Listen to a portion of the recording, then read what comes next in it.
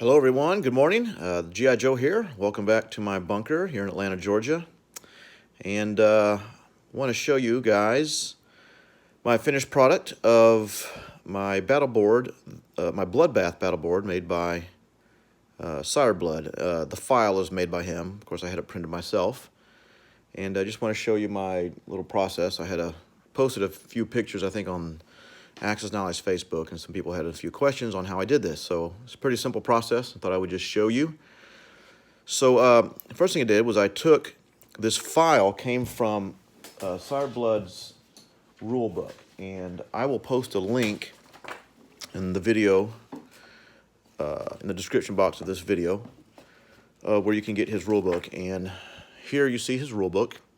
And if you go to page 51 and 52 in this, he includes the file for his battle board. Sorry, I gotta reach over here, as well as the file for his income tracker and research tracker right here. Now, I don't need this tracker because I have my tracker embedded. This is my research tracker, and over there is my income tracker. So I have mine embedded into my table, but I figured, if I'm going through this process, might as well go ahead and make one. But anyway, so let's talk about the printing process. First of all, I put this on a USB, and I went to Staples, and I went up to the copiers that or printers that you can, print yourself by just sticking in a USB drive and then selecting the file. And so I did that, and it came out with like a pinkish hue. And so when I went to behind the counter, they said that they would print it for me, and so they did, and the color came out great. So the printers they had behind were, I guess, apparently a lot better or something. Maybe the color of the ink in there was all full or something, not sure. But I think it cost me $1.18 to print this on regular paper. Okay, and then I had it laminated, as you can probably see here. I had it laminated for about another $1.50, $2, somewhere in there. But I did have this printed on 11 by 17 paper, okay? Could you print it on less? 8.5 by 11, probably so, but it would shrink the file, and I wanted it the original size so that you had plenty of room for, especially like big naval battles and such. So like I said, about $1.18 to print this file, another $1.50 to $2 to laminate it, so you're about $3. And then all I did was I took some MDF board. I measured this file, which is about, I think, 14 3/8 this way and 4 3/8 this way. And then I just decided how much border I wanted. I wanted a 1/4 inch border all the way around. And so I measured it towards that, cut it on my table saw. So to adhere this, I simply, well, I'll show you that process in a second. But so like I said, I have in the actual printing of the file and laminating only like $3. And then I did the same thing for this, so maybe another $3.50 to $4.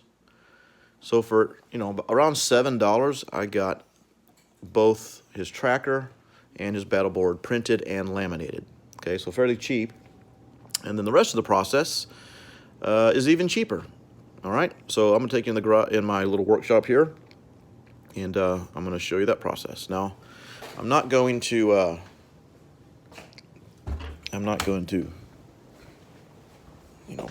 edit this.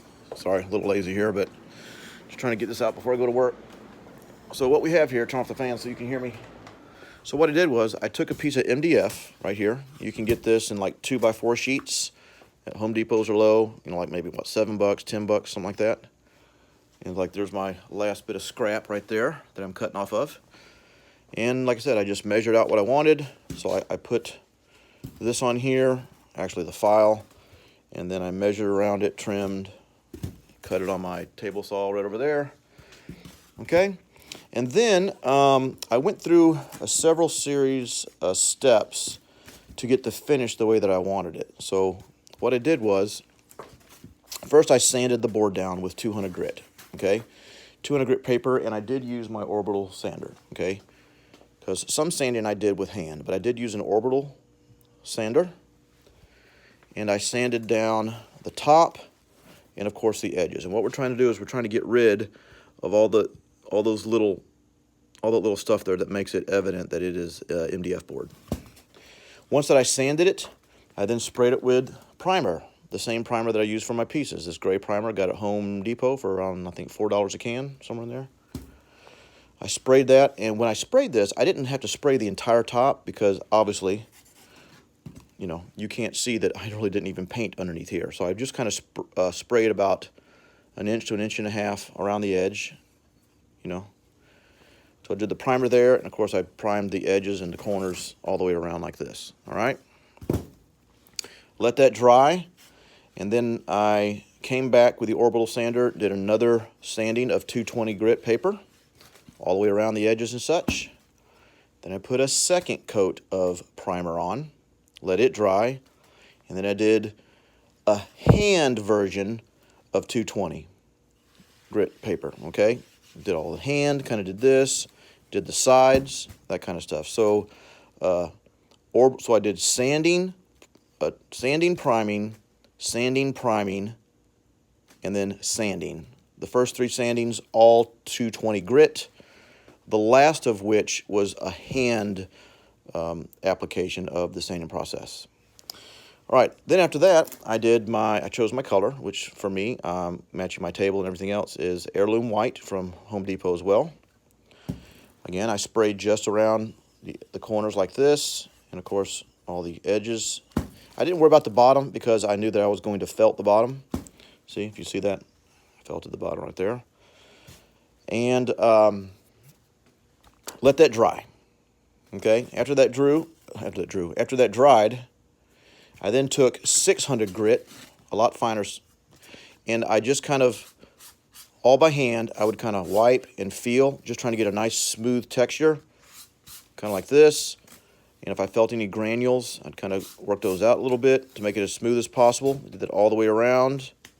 And of course, I flipped it on its edges, and I did the same thing there. All right.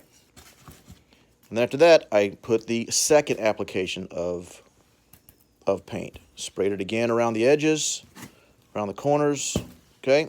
And all the while, this middle section is, you know, I had a little bit of overbleed and stuff, but I wasn't worried about caking the paint on here.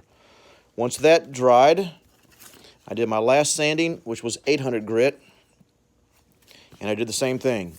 Feeling for spots that aren't smooth, kind of just doing a little like this, feeling, take off a couple granules, okay, kind of like that. Of course, I did that all the way around the edges. And let that dry, all right?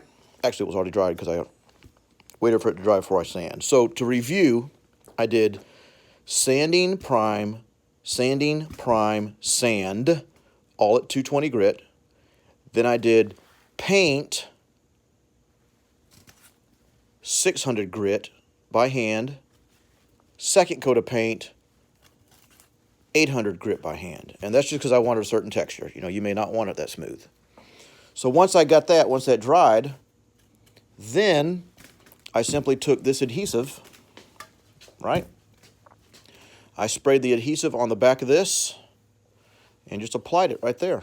You know, and it just made sure that you know, the corners that look pretty good. Now, if you go and measure through this, you might see that it's not exactly 1/4 all the way around because I did apply it by hand.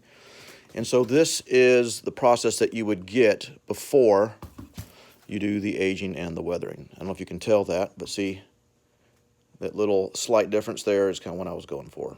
This is the one that's completed and aged and weathered. All right, so at that point, I then continue to let the paint to dry, which this is actually dry now and ready to go.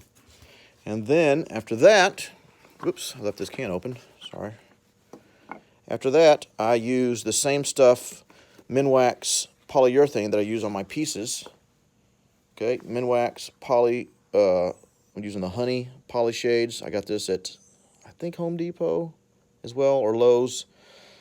And I think it was a $10 or $11 for the can.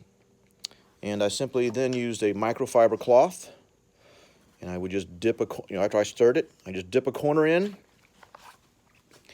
and then I just dip a corner in, and I wipe with a rag. I just wipe it on, wipe it all the way around the edges, and I know, you know, it kind of got on my laminate a little bit, which was not a big deal to me because I knew I was going to wipe it off.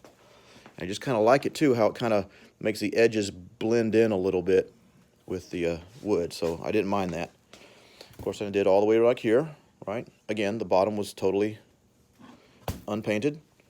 And as soon as you wipe it on, you know, it only takes a few seconds to wipe it on real quick, then you get a relatively clean, another microfiber cloth, and you simply just wipe it off.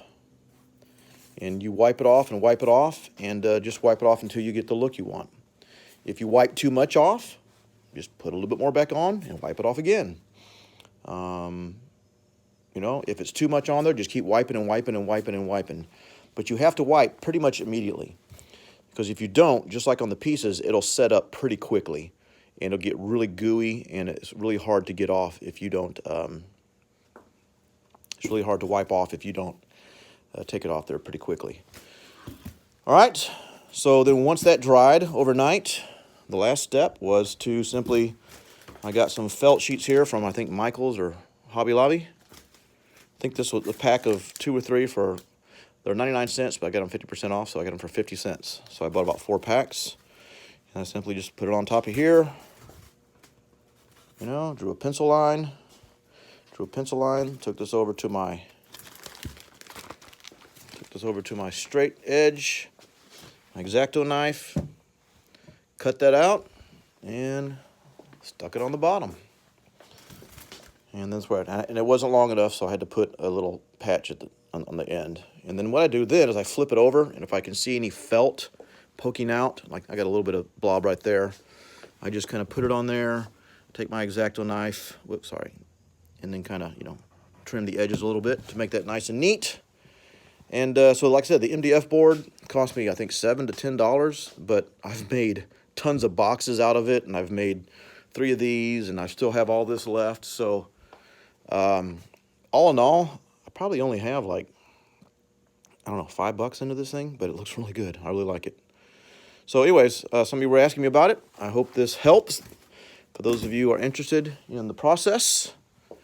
And the thing I like about it is, sorry, my daughter's, we're kind of cleaning up our little basement deck here.